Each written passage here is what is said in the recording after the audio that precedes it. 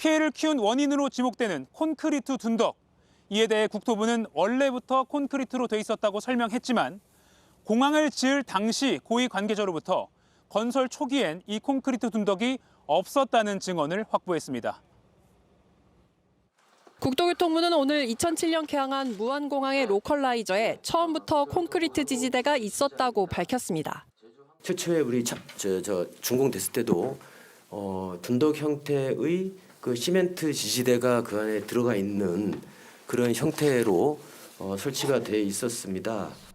하지만 JTBC 취재 결과 이 내용은 사실과 달랐습니다.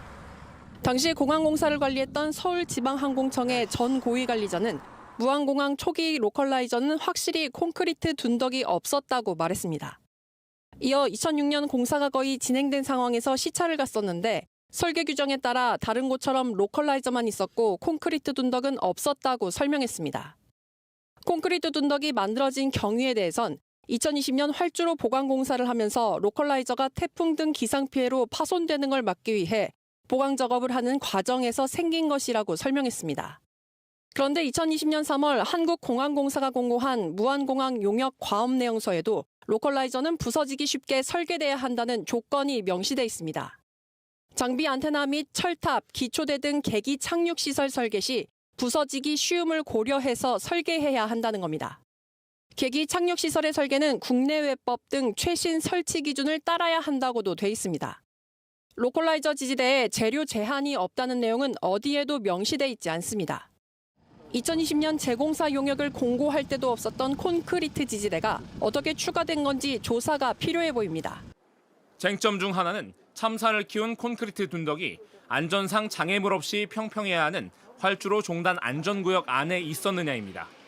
착륙을 유도해주는 로컬라이저 시설은 이 둔덕에 설치돼 있었습니다. 항공장애물 관리 세부 지침을 보면 장애물로 간주되는 모든 설치물은 부러지기 쉬운 받침대에 장착해야 한다고 돼 있습니다. 하지만 국토부는 해당 구조물이 종단 안전구역 밖에 있을 경우엔 예외란 입장입니다. 활주로부터 착륙대를 제외한 종단 안전구역 길이는 199m입니다.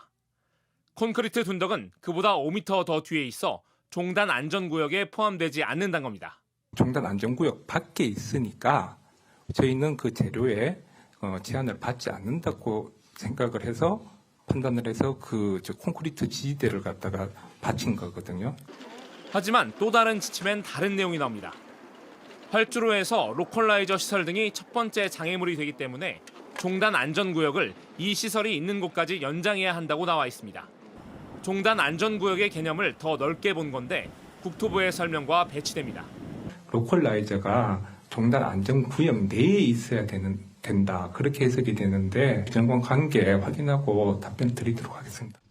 국토부는 또 둔덕을 로컬라이저 시설로 볼 수 없는 만큼 꼭 부서지기 쉬운 재질일 필요는 없다고 설명합니다. 일단 그 방위각 시설 자체는 그 안테나 그 시설로 봐야 되고 지지대는 그 전통적인 의미에서 로컬라이저는 아닙니다. 네. 하지만 국제민간항공기구 ICAO의 문건을 보면 활주로 인근에 있는 설치물은 물론 지지대까지 부서지기 쉬워야 한다고 권고합니다. 비행기가 부딪힐 경우 안전상 위험을 줄이기 위함입니다. 거듭된 해명에도 콘크리트 둔덕을 둘러싼 논란이 이어지자 국토부는 여러 조사 결과 등을 점검한 뒤 이 문제를 검토하겠다고 밝혔습니다. 179명이 숨진 제주항공 여객기 참사를 둘러싸고 로컬라이저 안테나, 즉 방위각 시설의 콘크리트 구조물에 대한 의혹도 나오고 있습니다. 로컬라이저 안테나는 활주로 끝에서 항공기 착륙을 유도하는 장치입니다.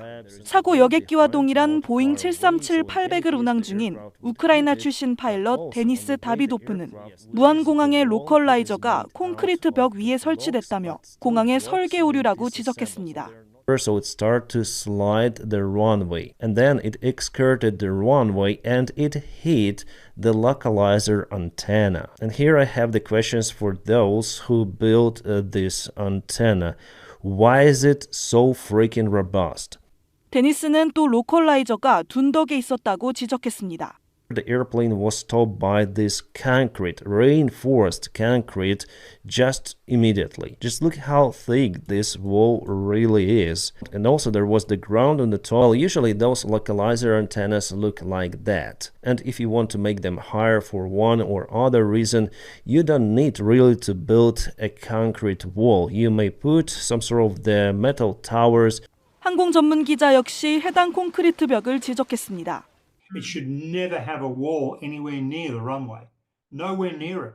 I would say that absolutely contravenes international standards to have that wall there. No question about it. 실제로 무안공항의 콘크리트가 국제 기준에 위반됐는지는 확인되지 않았습니다. 국토부는 정해진 규격은 없다는 입장입니다.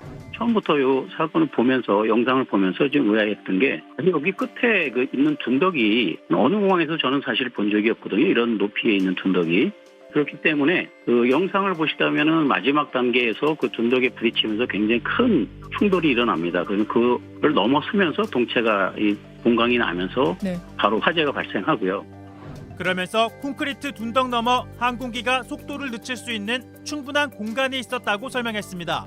만약에 우리가 이것도 가정인데 저 둔덕이 없었다면 이 항공기는 계속 밀고 나가서 그 벽까지 치고 그다음에 거기를 넘어설 수 있었겠죠. 그런데 아마도 항공기는 지금보다 좀 더 온전한 상태로 남지 않았을까 하는 생각을 합니다. 이번 사고를 분석한 영국 공군 출신 해외 전문가도 둔덕이 사고를 키웠다는 주장을 내놨습니다. Given the situation he was in, he carried out as good a landing as he possibly could, and when he got to the end of the landing run, the aircraft was substantially undamaged and there was no fire. And then the aircraft hit something really hard and it burst into flames, and that's what killed the people on board. 해당 둔덕엔 항공기 착륙을 유도하는 안테나가 설치되어 있었는데요. 전문가들은 원래 있어야 할 위치가 아니라고 지적합니다. 이 수평 방향의 안내를 돕는 그 안테나인데요. 보통은 이런 것이 다 평지에 있습니다. 국내 어느 공항에도 사실 이런 데가 없는 것 같습니다. 그래서 왜 이런 거를 설치해 놨을까 하는 것도 저는 좀 생각이 좀 고민이 되는 부분입니다. That kind of structure should not be there. The ILS antennae, it's where they normally are. But they shouldn't be embedded in something as hard as that. 해당 안테나는 통상 활주로와 같은 높이에 설치되는 것으로 알려졌습니다. Any justification for having a concrete wall like that in this area of a major airport? Not only is there no justification, I think it's verging on criminal to have it there. 다만 주변 민가 등 무안공항의 지리적 특성을 고려해야 한다는 지적도 있습니다. 따라서 향후 조사 과정에서는 기체 결함 등을 포함해 활주로의 구조 등 모든 가능성을 염두에 두고 조사가 이루어져야 할 것으로 보입니다.